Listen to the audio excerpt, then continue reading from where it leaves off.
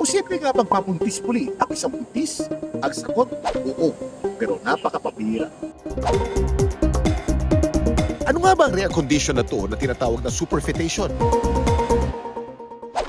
Ang superfetation ay isang napakapambihirang kondisyon kung saan nagaganap kapag nabuntis muli ang isang babae habang meron na siyang kasalukuyang pinagbubuntis. Dahil dito, nagkakaroon ng dalawang fetus na sabay lumalaki sa sinapupunan pero magkaiba ang edad ng pagbubuntis o gestational age.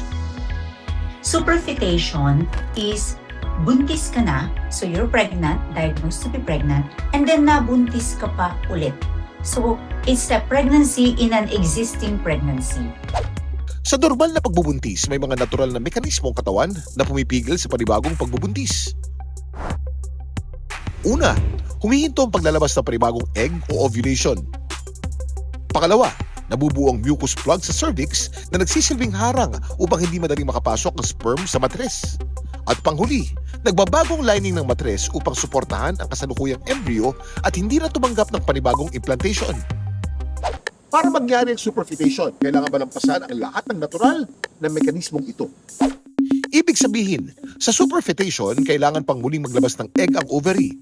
Ma-fertilize ito ng sperm at matagumpay na mag-implant ang panibagong embryo sa matres kahit meron ng kasalukuyang pagbubuntis. Paano naman nangyayari ang ganitong klaseng pagbubuntis? It cannot be explained. That's the thing. That's why it's very, very rare, no? So usually ang katawan may shutdown yan. Pag buntis ka, tigil ang ovulation. Sa kaso ng superfetation, sa hindi maipaliwanag na dahilan, muling nag-ovulate ang isang babaeng buntis. Halimbawa, 5 linggo ng buntis ang isang babae sa normal na sitwasyon. Hindi na dapat siya mag-ovulate ngunit muling naglalabas ng egg ng kanyang ovary. Ma-fertilize ito ng sperm at matagumpay na ma-implant sa matres ang nabuong embryo.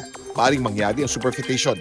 Sa madaling salita, nabuo ang panibagong embryo kahit meron ng naunang lumalaking sanggol sa sinapupunan.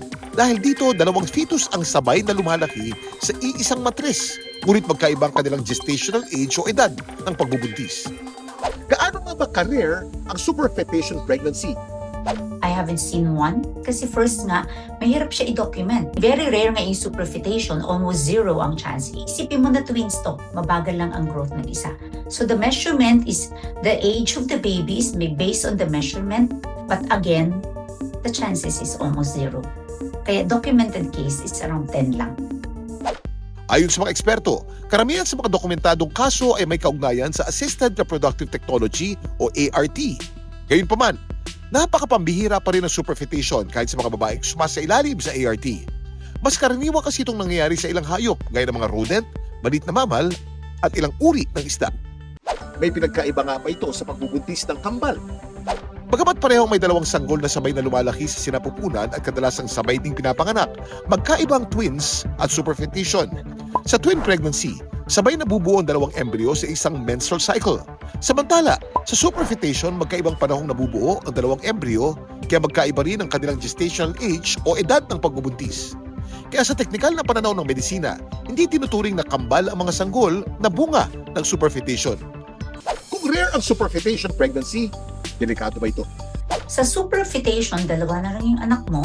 So parang alaga ka tulad sa twins, high risk. Pero there's a challenge on when to deliver. Kasi yung isa mas matanda, yung isa mas bata.